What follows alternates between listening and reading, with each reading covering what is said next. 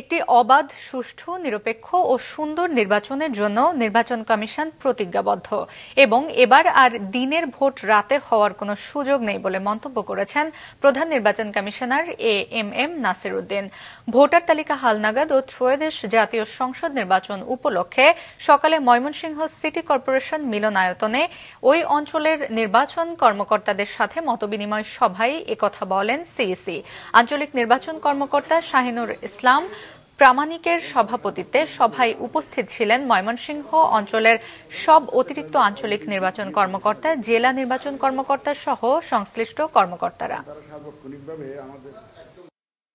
সম্পূর্ণ নিরপেক্ষভাবে আইন কানুন মেনে তারা এই নির্বাচনটা পরিচালনা করবেন।